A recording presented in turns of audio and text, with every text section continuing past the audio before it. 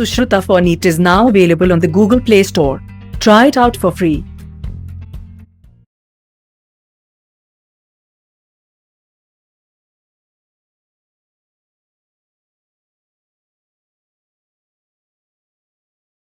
Hi, students. So, this is class 11, and we continue with the discussion with thermodynamics. Um, I want to explain, how thermodynamics is taught differently in the case of chemistry and the case of physics. Okay. In the case of chemistry, there are two other terms. There is the first term that you have to understand in both physics and chemistry is this term called entropy. S is represented by the letter S. Okay. Now, in um, chemistry, there is another term which is very important, which is called enthalpy. You know, and then there is another term which is denoted by the letter H, and then there is another term which is called Gibbs free energy. These terms become very important because we are dealing with the idea of how um, chemical reactions produce heat, and how much of that heat is then available for transformation into other forms of energy. And so thermodynamics is a very important science for that reason. you know and chemical thermodynamics is extremely important. You will be learning a lot about it, in the study of reactions and the study of other than the way Le Chatelier's principle influences equilibrium, of reactions. I would say this is, significantly important as well. Okay? But today we are not discussing chemistry. This is a physics class, right? And so when we talk about physics, my opinion is that as students we should aim to understand what physics emphasizes. Physics emphasizes slightly different ideas. Okay. And so I'm sharing my entire screen right now. Now, the ideas that physics emphasizes with respect to with respect to thermodynamics is the laws of thermodynamics. Okay. The thermodynamics itself has three laws. We looked at the first law and I explained it last time, right? The first law says that when you add heat to a body, but before we looked at the first law, we looked at systems, and we looked at the convention with respect to systems.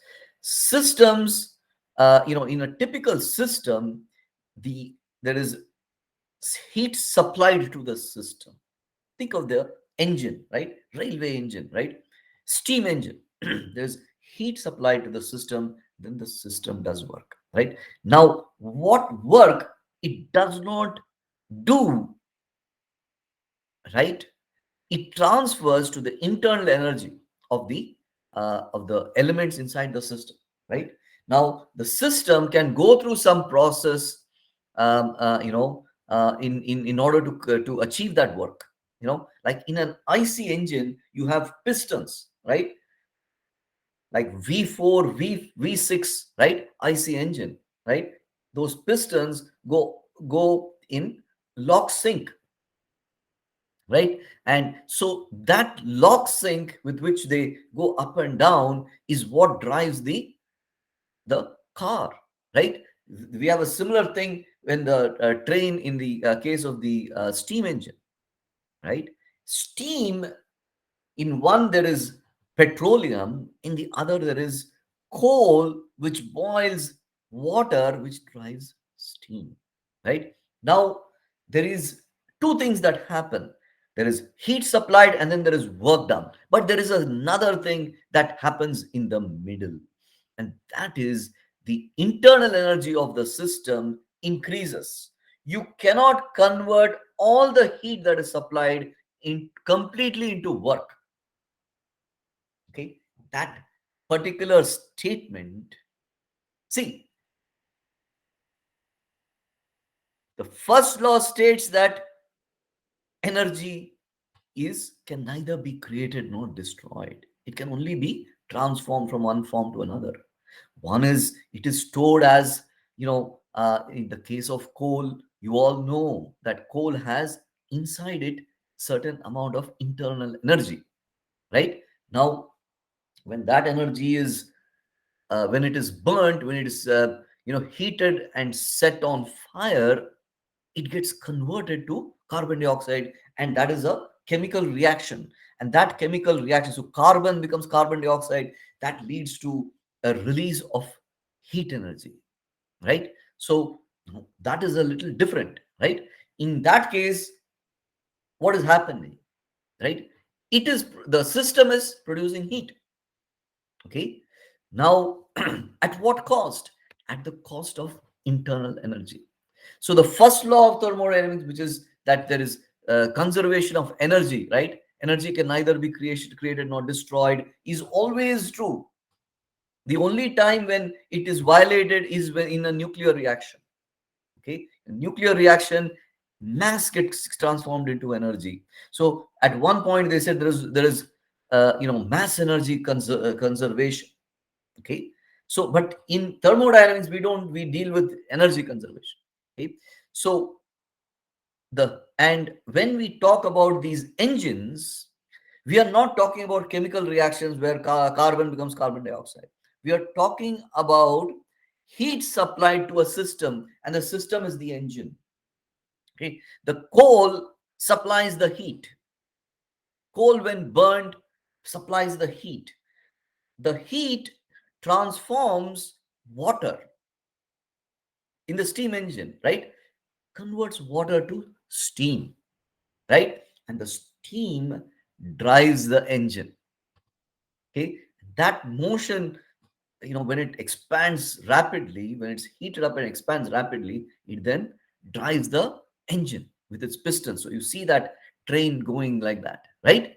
Now, of course, a lot of the engines today that drive the locomotives, right, are not steam engines. They are petroleum engines, some kind of diesel, some kind of gasoline which powers these engines. Gasoline is preferred because coal is, the coal is cheaper, you know, but then coal is also produces a lot of carbon dioxide, etc., has other negatives, right, and is also polluting, right? While gasoline is a purified form, and so it is then transformed, and then it produces the corresponding heat. Okay, now the heat is transformed to work, and the other part, the heat also changes the internal energy of the steam, right? So you take the steam as a system, it does work, and also its internal energy also increases, and there is heat supplied to the steam. Okay, so all the heat goes either to change the internal energy of the system or to do work. You can never convert heat purely to work, and that is the second law of thermodynamics. Okay, but the first law is very important. As important is the second law. Okay, so my long explanation for this is to ready you to discuss the second law today. Okay, and we already looked at the first law.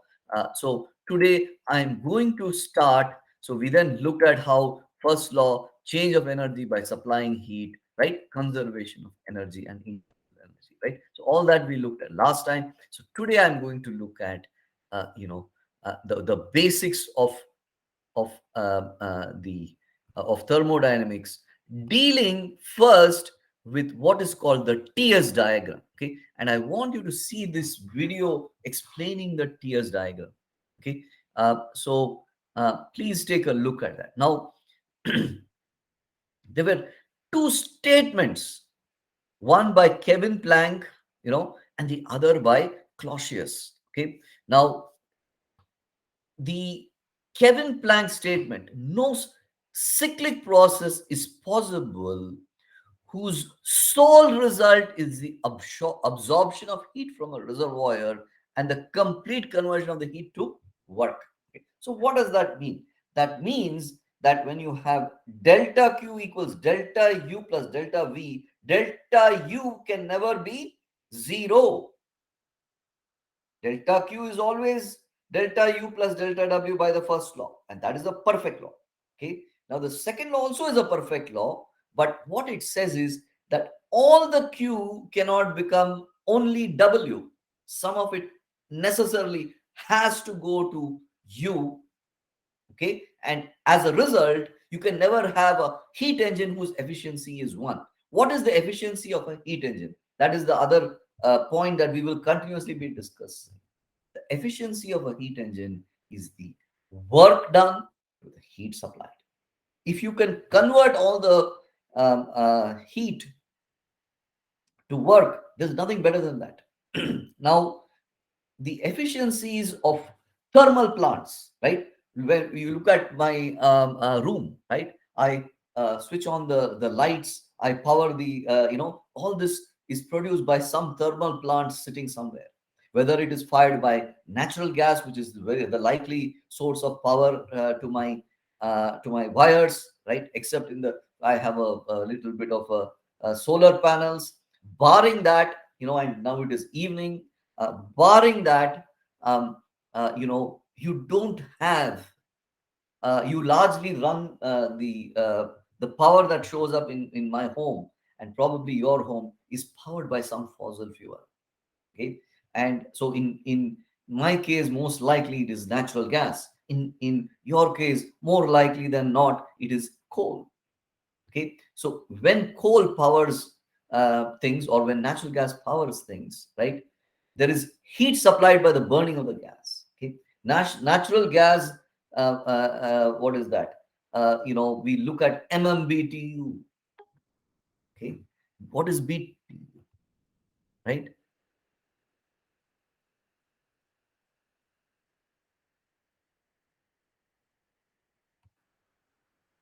Okay. What is BTU, right? BTU is the is what is a measure. British thermal unit is a measure of heat. It's like joule. Okay. So now let's go back to our discussion with the lecture. Okay. Now, the second law states that no heat engine can function with efficiency 1. Okay. Now, entropy is the first idea that we introduce that you may not have heard before. Okay. It is a thermodynamic variable. Okay. Now, you all heard about whether the variables are intrinsic and extrinsic, right?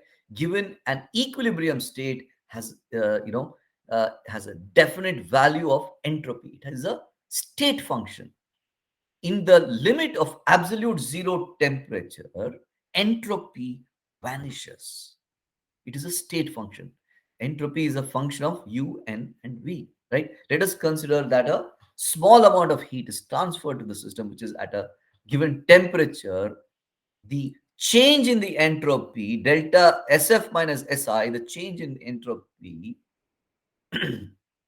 is delta Q by T, between T1 and T2. In an adiabatic process, the entropy change is zero. Why? Because delta Q is zero. Okay. So remember that adiabatic process, entropy does not change. Okay. So now, so there are all these quantities as I explained before, right? Internal energy, enthalpy H gives a free energy G. Okay. Now, when it is given as an extensive property, it is used with a capital letter. When it is used as an intensive property, we use it with dividing by kg. Okay. So for instance, you have specific entropy, which is S, that is joules per Kelvin per kilogram. Okay. So all these internal properties can also be expressed on a per So it's an extensive property, which then becomes an intensive property by using the per kg answer. Now, what we are going to look at is what is called this. So these are all the terms that we use. I already expressed um, um, um, what entropy is. Okay, so today I'm going to explain to you what is the TS diagram. Okay, now we have TS diagram. Okay, now if it's an adiabatic process, it is also called isentropic process. You must remember this. What is an isentropic process? An isentropic process is one that leads to no change in the entropy of the system. Okay. Now, what does that mean? It means that there is some transformation that happens without a change in entropy. Okay. Now, a process without a change in temperature is called isothermal process. So, in what is known as a TS diagram, okay, if you have TdS, right, the area under the TdS curve will represent the heat that is expended. Okay, so now if you have a closed loop, right? Let us say you want to have a closed loop, right? Now you can never, what the second law of thermodynamics says is you can never have a closed loop system where you have heat completely converted into just work. That is, you go one round around, right, there will be some change in the internal energy. And in this case, when you go one round around, TDS is the heat absorbed, right? In this case, there is no TDS. In this case, there is also TDS. And then this case, then you come back, right? Now, if you go once around this, right, you reach the same state of in the TS diagram. Okay. Now, what does that mean? Temperature comes back to the same state, as does the entropy. Okay. Now, entropy is a very mysterious term for many people. It is a measure of how much order there is in the system. Okay. Now, the change of entropy is zero if the process is reversible. But in most cases, the process is not reversible. Like if you could burn coal and then get it fully back, right? You can say it is completely reversible. I did something and I came back and I reversed everything. I so the most common case of reversibility is happens in computers, right? You delete a file and then, oh my god, I made a mistake, right? You can undelete it. Okay, that is not possible in thermodynamics, unfortunately. Okay, so today we are going to look at this TS diagram. Okay, the TS diagram is a temperature versus entropy diagram where the entropy is the independent variable and temperature is the dependent variable. Now the TS diagram is very often coupled with the PV diagram, so they will present both the TS diagram and the PV diagram. Okay, now in a um, a TS diagram, you can have what is an isothermal process. In an isothermal process, the temperature is kept stable. Okay. Now let us take a the case of the steam engine, right? The steam engine, let us say it's boiling water at exactly 100 degrees centigrade. At 100 degrees centigrade, normal temperature and pressure, the water boils. Maybe you pressure it a little bit, it boils at slightly different, but at a fixed temperature. So at a fixed temperature, you transfer heat to the vessel, right? It then converts the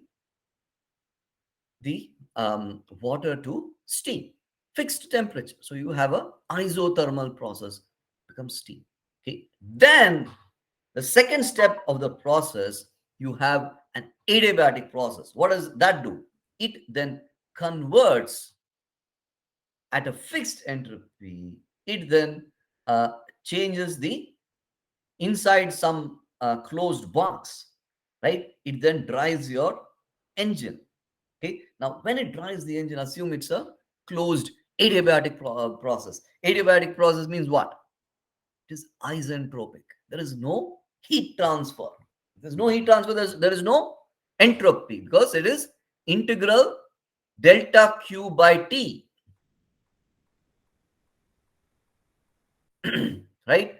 Integral delta Q by T is SF minus SI. Okay, so it is a entropy is this variable and is defined like this: integral delta Q by T. So delta Q is the heat is transferred to a system. Okay, so in this case, you see that the temperature is constant, heat is transferred to the system, so its entropy changes. SF is greater than SI, right? So SF minus SI equals integral delta Q by T. Delta Q is the area under the TdS curve. So, so what is T? T is dQ by ds.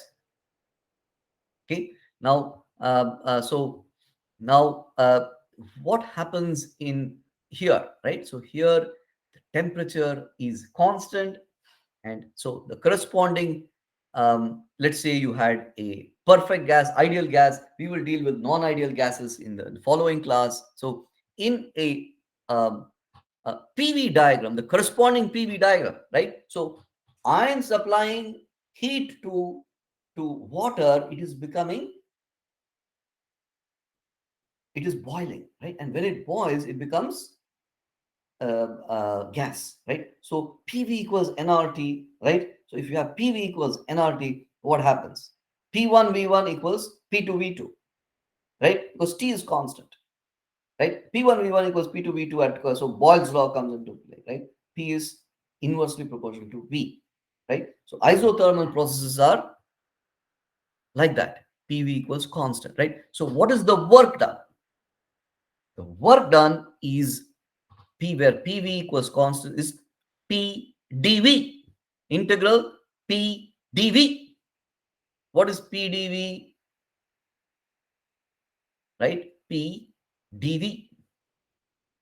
This is the P versus V, right? Pressure here and volume here, right? So integral P dV is the area under the P versus V curve. Just like here, T ds gives you the heat, P dV gives you the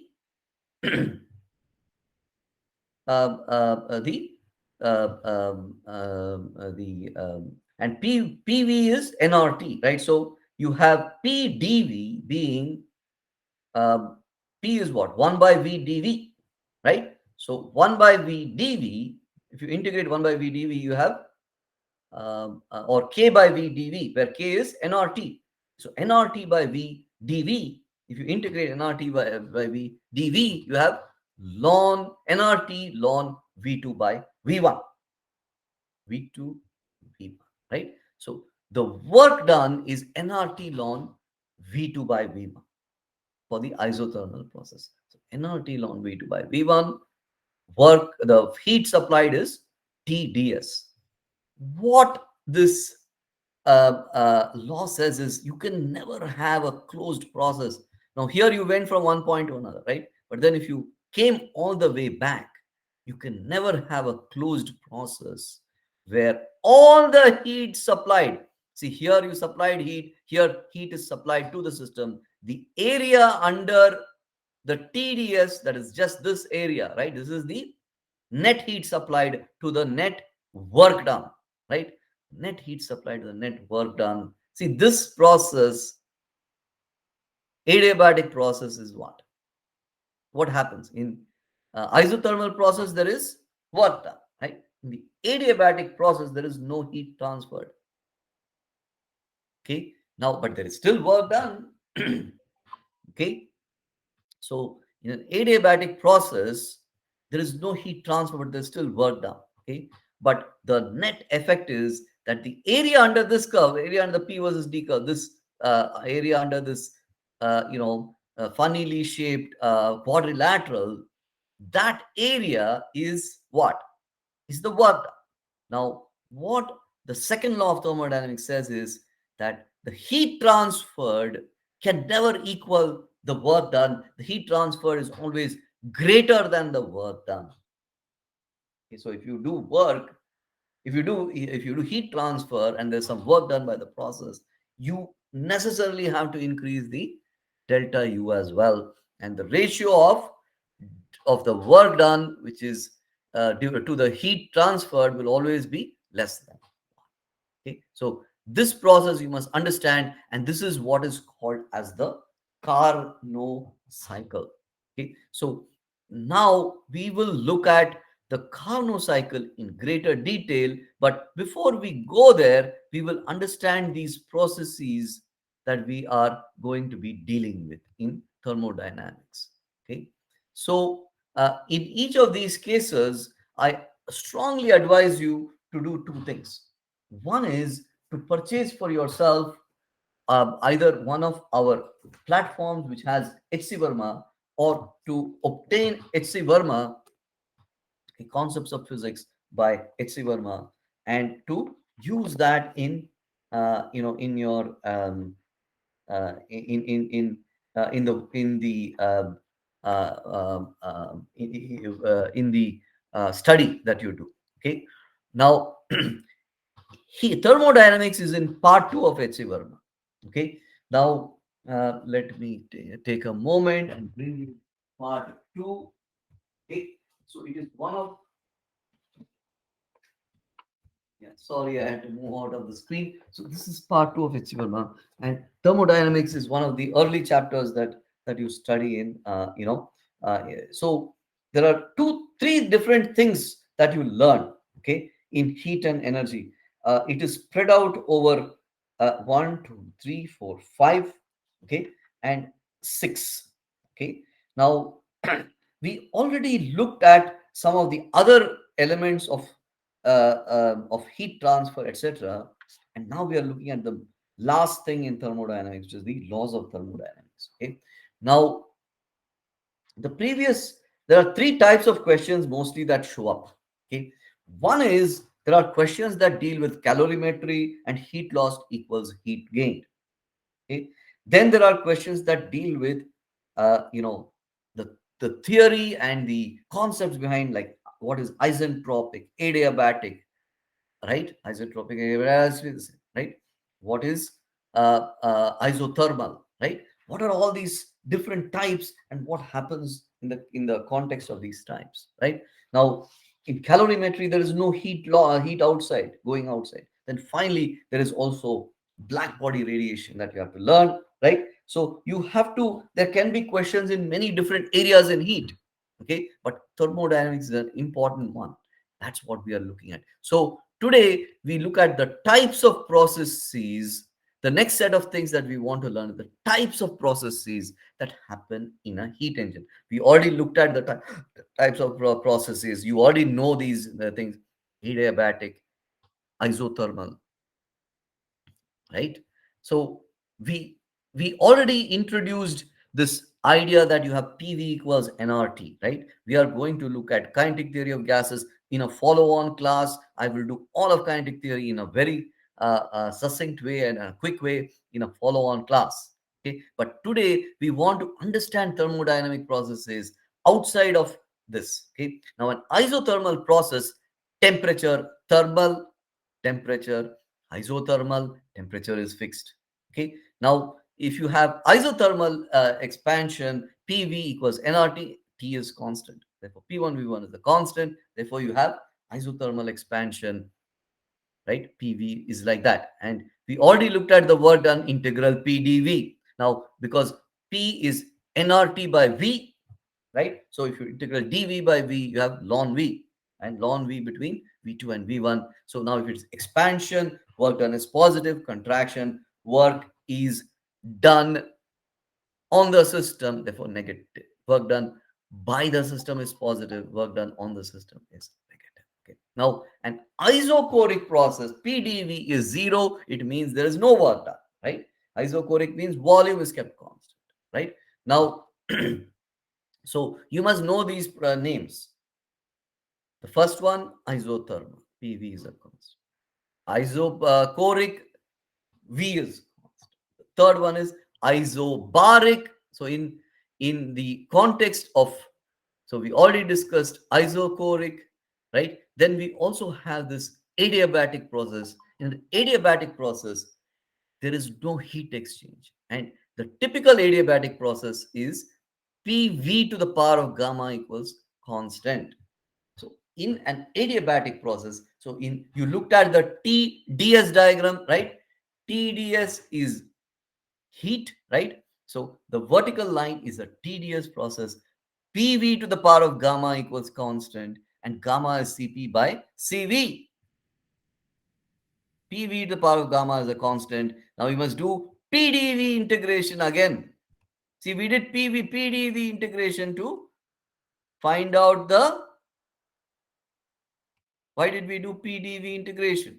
The work. Integral PDV will give you the work done, right? So PDV integration will also give you PV to the power of gamma equals constant. PDV integration will give you the work done. Okay, so now we looked at isothermal and we looked at adiabatic, and when you do the integral PDV, you will end up with PV to the power of gamma equals constant. So you have V to the power of gamma dV by, so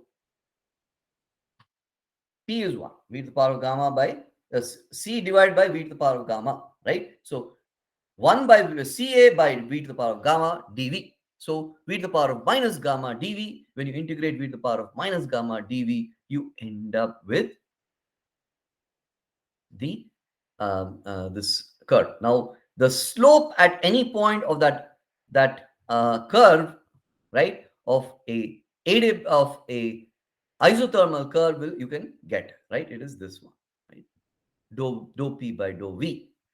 In the case of a isothermal process, PV equals constant. You can again get the dou P by dou V. So it is nRT by V. You differentiate that, you will end up with P1 V1 by V1 square at a particular point. So find the slope at that point, and you can find the slope at this point also. So adiabatic process, PV to the power of gamma is constant. Isothermal process, PV is a constant.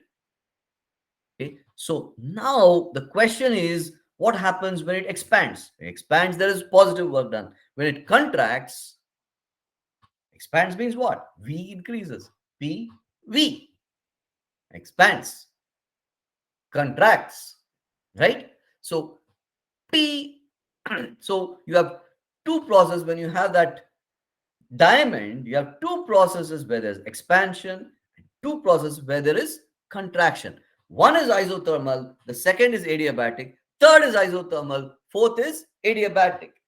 Okay, isothermal, adiabatic, isothermal, adiabatic. What was that I just drew? The square, that is the TDS diagram. This the parallelogram is in the weird shaped parallelogram is in the PDV diagram. TDS diagram, it's a perfect rectangle, right? T isothermal, T is constant. Adiabatic, no heat supplied, right? So integral TDS is what? Q. Okay. So adiabatic, there is no heat supply. PV to the power of gamma equals constant, and gamma is Cp by Cv. Okay. So then there is another process. So these are the two processes that you mainly deal with. There's another process where pressure is a constant. So integral PdV, what happens to integral PdV? P is a constant. It just becomes V2 minus V1. So this is a horizontal line in the P versus V curve, isobaric. Okay. Now, what can be said, right? There is an internal energy change. Okay. Now, when can the internal energy change? Even in a constant temperature situation, internal energy can change. How? Latent energy. When there is a state change, internal energy changes. When you go from liquid to gas, right? We already discussed this before when we discussed these processes. Okay, we discussed that. See, in a gas, there's so much kinetic energy involved. In a liquid, it sits more, therefore there is less kinetic energy involved. That's why we discuss the kinetic theory of gases. We're discussing how fast these particles are moving. That represents the internal energy in some ways. Okay, now expansion in isobaric, P times V2 minus V1 will give you the work done. Work done is positive. Contraction, as always, P dV, P times V2 minus V1 will be negative. Okay, so this is isobaric. But in a Carnot engine, typically you deal with isothermal and adiabatic. Isothermal and adiabatic, right? Now, reversibility happens if you go from one point to another and you can come exactly back without any change.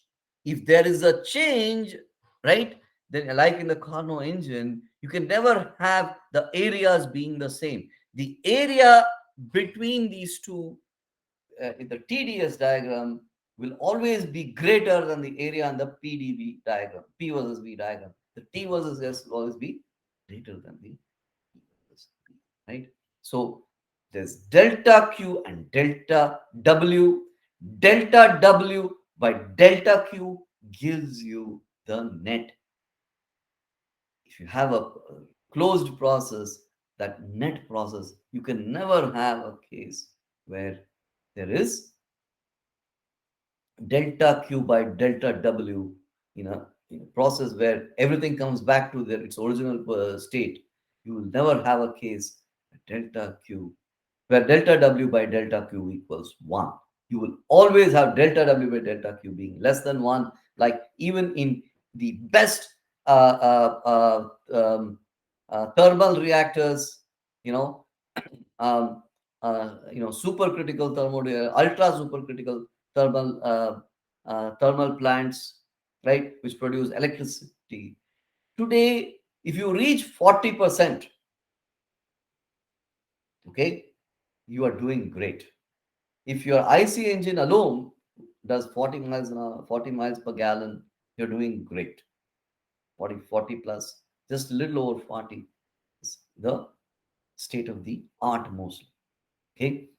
Now, they are working on other ways to reuse that energy. Okay. So, but, that's what this is all about. Okay. So,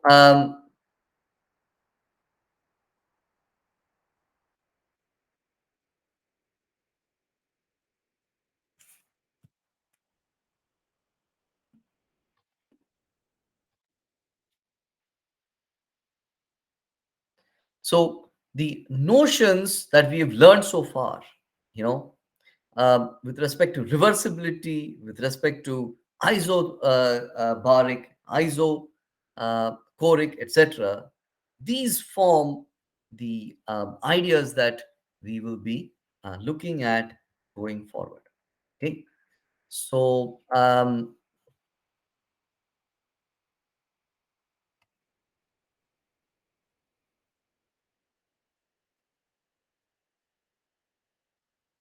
so today I'm going to end here, and we will look at these details in an upcoming more details in an upcoming class.